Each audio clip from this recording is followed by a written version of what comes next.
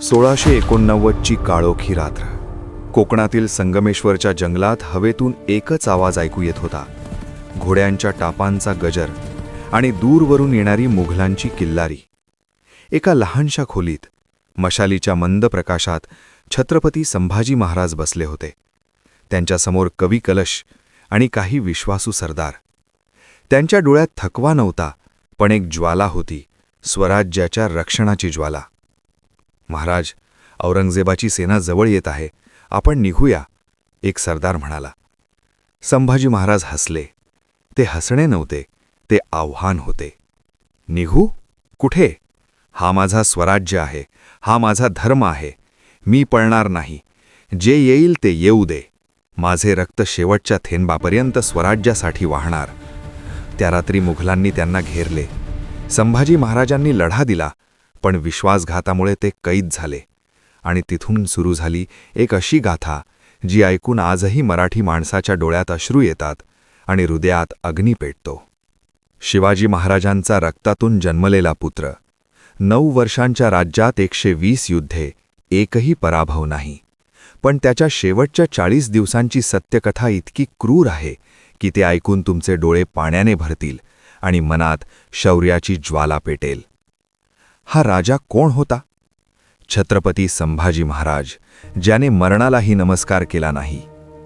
पुरंदर किल्ल्याच्या उंच शिखरांवर वाऱ्याच्या झुळकीत आणि पहाडांच्या सावलीत 14 मे 1657 रोजी एका तेजस्वी बालकाचा जन्म झाला.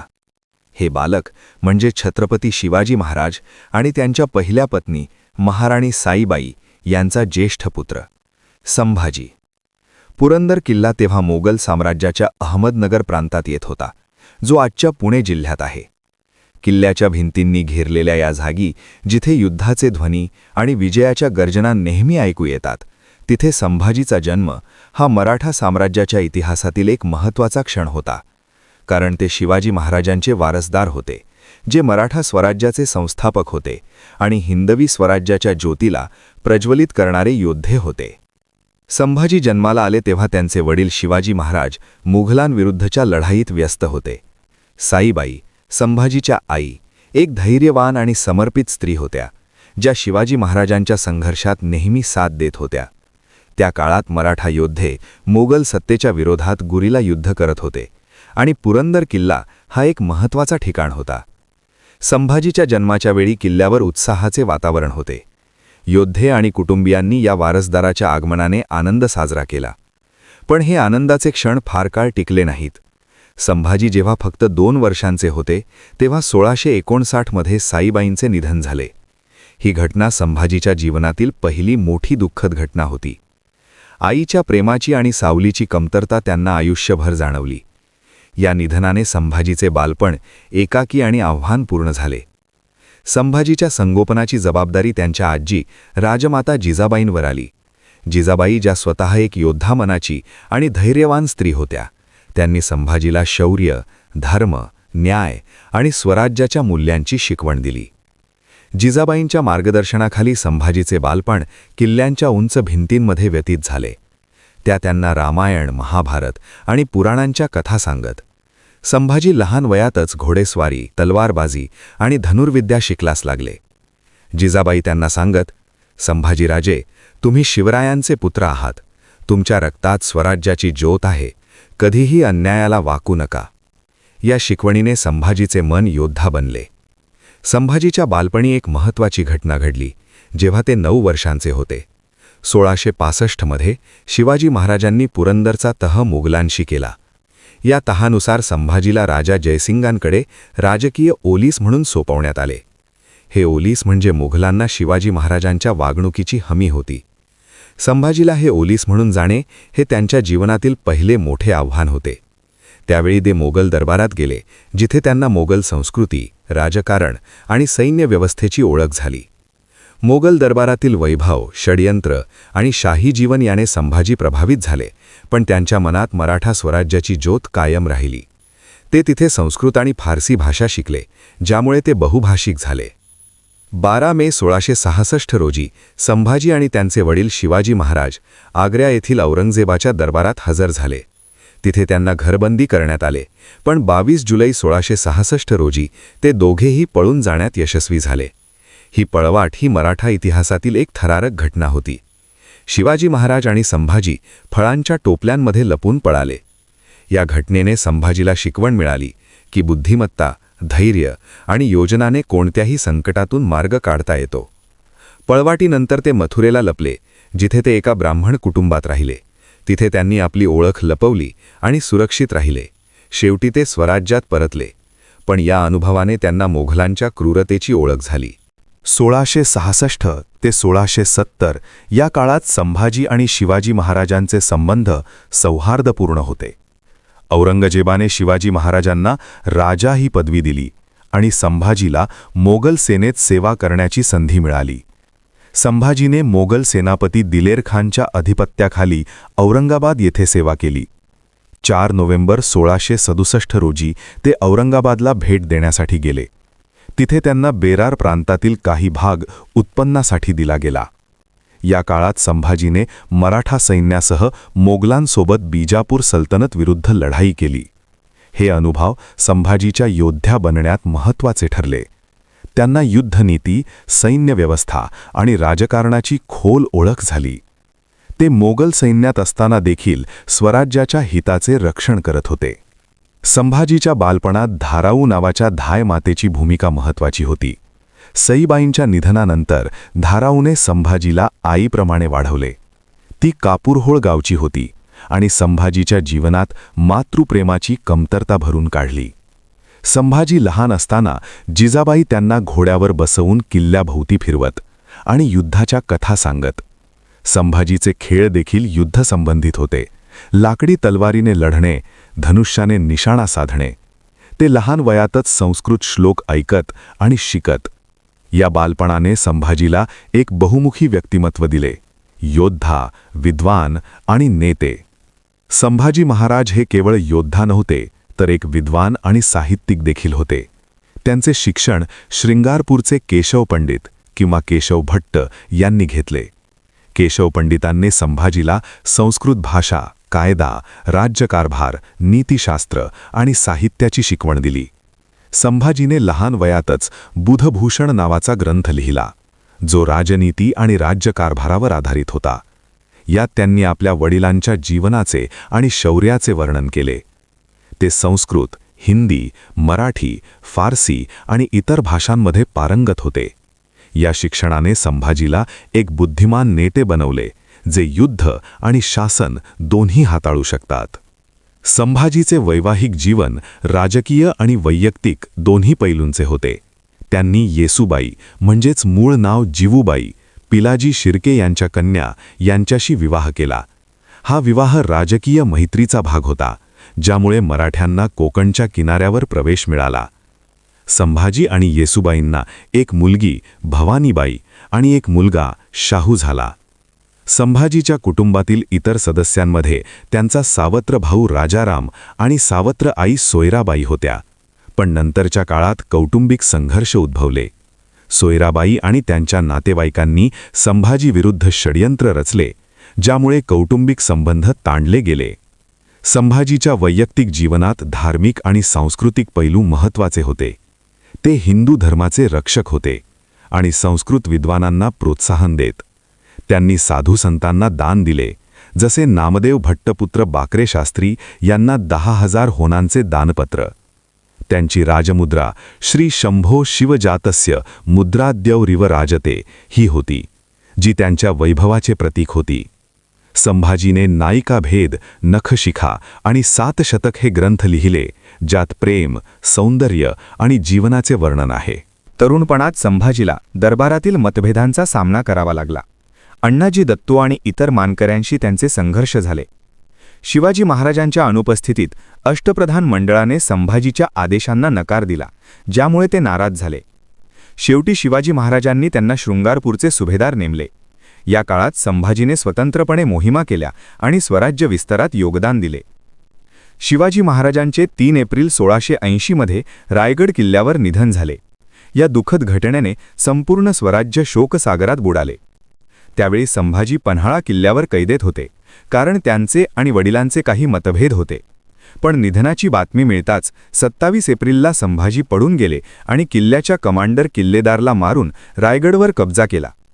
18 जूनला ते रायगडवर पोहोचले आणि 20 जुलै 1680 रोजी पन्हाळ्यावर आणि 16 जानेवारी 1681 रोजी रायगडवर अधिकृतपणे सिंहासनारोहण झाले.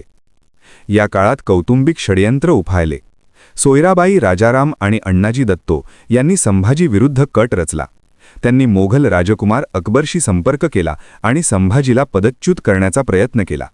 संभाजीने हे षडयंत्र उघड केले आणि सोयराबाई, तिच्या नातेवाईकांना आणि अण्णाजी दत्तोला मृत्यूदंड दिला. हे निर्णय संभाजीच्या कठोर न्यायाचे द्योतक होते. सिंहासनारोहणानंतर संभाजीने प्रशासन मजबूत केले. सरसेनापती हंबीरराव मोहिते, पेशवे निळो मोरेश्वर पिंगळे इत्यादी नेमले. संभाजीच्या राज्यकारभाराचा मुख्य भाग मोघल आणि इतर शत्रूविरुद्ध युद्धे होती. 1680 मध्ये त्यांनी बुरहानपूर लुटले, मोघल सैन्याला पराभूत केले आणि बंदर जाळले. 1681 मध्ये त्यांनी औरंगजेबाचा बंडखोर पुत्र मुहम्मद अकबरला आश्रय दिला, ज्यामुळे मोघलांशी संघर्ष वाढला. अकबर 1685 पर्यंत संभाजींकडे राहिला आणि नंतर पर्शियाला पळून गेला. 1682 मध्ये मोघलांनी रामसेज किल्ल्याला वेढा घातला, पण 5 वर्षे अपयशी ठरले. संभाजीने गुरिला युद्धनीती वापरली, छोट्या लढाया लढल्या आणि मोठ्या सैन्यापासून दूर राहिले. 1684 मध्ये मोघलांनी कोकणवर हल्ला केला, पण मराठ्यांच्या रणनीतीने आणि हवामानामुळे पराभूत झाले. 1682 मध्ये जंजिराच्या सिद्धीविरुद्ध 30 दिवस हल्ला केला, पण मोघल हस्तक्षेपामुळे अपयशी. पोर्तुगीजांविरुद्ध 1682 मध्ये अंजदीव किल्ला जिंकला, पण नंतर गमावला. 1683-1684 मध्ये गोवा प्रदेशावर हल्ला केला, लूटमार केली आणि चर्च नष्ट केले. 1684 मध्ये इंग्रजांशी करार केला. मैसूरवर 1681 आणि 1686 मध्ये हल्ले केले, पण चिक्क देवराजाने परतवले. राज्याच्या शेवटी काही देशमुख, माने, शिर्के इत्यादी बंडखोर झाले. धार्मिक धोरणात संभाजीने हिंदू धर्माचे रक्षण केले, सक्तीच्या धर्मांतराला विरोध केला, संतांना दान दिले, मंदिरांना संरक्षण दिले, गोमंतकात करमाफी दिली. संभाजीने शिवाजी महाराजांची प्रशासन व्यवस्था कायम ठेवली. चंदोगामात्य आणि 8 मंत्र्यांची व्यवस्था होती. न्याय निष्पक्ष होता. 1684-1688च्या दुष्काळात शेतकऱ्यांना धान्य, करमाफी, बैल आणि साधने दिली. जलसाठा, सिंचन आणि पीक पद्धती लागू केल्या. शेतकऱ्यांना सुरक्षा दिली. पळून गेलेल्यांना परत बोलावले. 3 जून 1684च्या पत्रात जप्त गावांची शेती निर्देशित केली. सांस्कृतिक आणि धार्मिक क्रियाकलापांना प्रोत्साहन दिले. विद्वानांना जमीन आणि अनुदान दिले. स्वराज्य विस्ताराला प्राधान्य दिले. 1689च्या सुरुवातीला मराठा साम्राज्य आणि मोघल साम्राज्य यांच्यातील संघर्ष शिगेला पोहोचला होता. औरंगजेब, मोघल बादशहा, दख्खनमध्ये आपले संपूर्ण सैन्य घेऊन आला होता. त्याचा उद्देश होता मराठा स्वराज्य पूर्णपणे नष्ट करणे. छत्रपती संभाजी महाराज, जे शिवाजी महाराजांचे ज्येष्ठ पुत्र आणि वारसदार होते, ते मोघलांच्या विरुद्ध गुरिला युद्ध करत होते. त्यांच्या नेतृत्वाखाली मराठा सैन्य छोट्या छोट्या हल्ल्यांनी मोघलांना त्रस्त करत होते. संभाजी महाराज आपल्या विश्वासू साथीदारांसोबत कोकणातील जंगले आणि डोंगरांमध्ये लपून राहत होते. त्यांचे मुख्य ठिकाण रायगड किल्ला होता, पण ते सतत स्थान बदलत होते, जेणेकरून मोघलांना त्यांचा ठाव ठिकाणा कळू नये. संभाजी महाराजांचे मुख्य सल्लागार कवी कलश होते. कलश एक विद्वान आणि धैर्यवान व्यक्ती होते, जे संभाजींना प्रशासकीय आणि सैन्य रणनीतीत मदत करत. 1688च्या शेवटी संभाजी महाराजांना आपल्या कुटुंबासोबत भेटण्याची इच्छा झाली. त्यांची पत्नी येसूबाई आणि मुलगा शाहू रायगडवर होते, पण मोघल सैन्याच्या दबावामुळे ते थोड्या काळासाठी संगमेश्वर येथे गेले. संगमेश्वर हे कोकणातील एक छोटेसे गाव होते, जिथे कृष्णा आणि सावित्री नद्यांचा संगम होता. हे ठिकाण डोंगराळ आणि जंगली असल्यामुळे लपण्यासाठी योग्य होते. संभाजी महाराज तिथे आपल्या छोट्या सैन्यासह राहत होते आणि तिथून मोघलांवर हल्ले नियोजित करत होते. पण या काळात मराठा दरबारात विश्वासघाताची सावली पसरली होती. काही देशमुख आणि सरदार, जसे की शिर्के आणि माने घराणे, संभाजींविरुद्ध बंड करत होते. त्यांनी मोघलांशी गुप्त करार केले होते. औरंगजेबाने त्यांना मोठी मोठी वचने दिली होती, जमिनी, पदव्या आणि संपत्ती. मुकर्रब खान, जो औरंगजेबाचा विश्वासू सेनापती होता, त्याने या विश्वासघातकांना हाताशी धरले. मुकर्रब खान हा एक क्रूर आणि बुद्धिमान सेनापती होता, जो दख्खनच्या मोघल मोहिमेचा भाग होता. त्याने गुप्तचरांद्वारे संभाजींच्या हालचालींवर नजर ठेवली होती. फेब्रुवारी 1949च्या एका रात्री संभाजी महाराज संगमेश्वर येथील एका मंदिरात आराम करत होते. त्यांच्यासोबत कवी कलश आणि इतर 25 सल्लागार होते. गावकरी आणि स्थानिक लोक संभाजींना मदत करत होते, पण विश्वासघातकांनी मुकर्रब खानला माहिती पुरवली. शिर्के घराण्यातील गणोजी शिर्के, जो संभाजींच्या पत्नीचा भाऊ होता, त्याने मुख्य विश्वासघात केला. त्याने मुकर्रब खानला संभाजींच्या ठिकाणाची माहिती दिली. मुकर्रब खानने 1000 सैनिकांसह रात्रीच्या अंधारात संगमेश्वरवर हल्ला केला. रात्रीचे 2 वाजले असतील. संगमेश्वर गाव शांत होते. नद्यांच्या खळखळाटाशिवाय काही आवाज नव्हता. संभाजी महाराज मंदिराच्या आवारात झोपले होते. त्यांचे सैनिक पहारा देत होते, पण ते थकलेले होते. अचानक मोघल सैनिकांनी गावाला वेढा घातला. त्यांनी स्थानिकांना कैद केले आणि मंदिराकडे धाव घेतली. संभाजी महाराजांना जाग आली आणि त्यांनी तलवार उचलली. मोघल आली, लढा असा ओरडा केला. मराठा सैनिकांनी प्रतिकार केला, पण मोघलांची संख्या जास्त होती. लढाई सुरू झाली. तलवारींचा खणखणाट, बंदुकांच्या गोळ्या आणि योद्ध्यांच्या ओरड्या. संभाजी महाराजांनी स्वतः अनेक मोगल सैनिकांना ठार मारले. त्यांचं शौर्य अतुलनीय होतं. कलशने देखील लढाई केली, पण ते विद्वान असल्यामुळे युद्धात कमकुवत होते. मोगलांनी त्यांना घेरले. मुकर्रब खान स्वतः पुढे आला आणि म्हणाला, संभाजीराजे, तुम्ही शरण या, बादशाह तुम्हाला माफ करतील. संभाजी हसले आणि म्हणाले, मी शिवरायांचा पुत्र आहे. मोगलांसमोर कधीच नतमस्तक होणार नाही. लढाई आणखी तीव्र झाली, पण विश्वासघातकांनी मराठा सैनिकांना मागून हल्ला केला. शेवटी संभाजी आणि कलश यांना पकडले गेले. पकडल्यानंतर मोगल सैनिकांनी त्यांना बांधले. संभाजींच्या हातांना साखळ्या घातल्या. गावकऱ्यांनी हे पाहिले आणि रडू लागले. मुकर्रब खानने विजयाचा जयघोष केला. त्याने औरंगजेबाला संदेश पाठवला, संभाजीराजे पकडले गेले आहेत. ही बातमी औरंगजेबाच्या छावणीत आनंदाने साजरी झाली. औरंगजेब तेव्हा बहादूरगड येथे होता. त्याने मुकर्रब खानला बक्षीस दिले आणि संभाजींना ताबडतोब आणण्याचा आदेश दिला. संभाजी आणि कलश यांना बहादूरगडकडे नेले गेले. रस्त्यात त्यांना अपमानित केले. विदूषकाच्या वेशात फिरवले. लोकांना दाखवले. संभाजी मात्र शांत आणि धैर्यवान राहिले. ते म्हणाले, हे शरीर नश्वर आहे, पण स्वराज्य अमर आहे. बहादूरगडवर पोहोचल्यानंतर संभाजींना कैदखान्यात टाकले. औरंगजेबाने स्वतः त्यांची चौकशी केली. औरंगजेब म्हणाला, संभाजीराजे, तुम्ही इस्लाम स्वीकारा आणि तुमचे राज्य वाचवा. संभाजीने उत्तर दिले, मी हिंदू आहे आणि राहीन. तुम्ही मला मारू शकता, पण माझ्या धर्माला स्पर्श करू नका. या उत्तराने औरंगजेब क्रोधित झाला.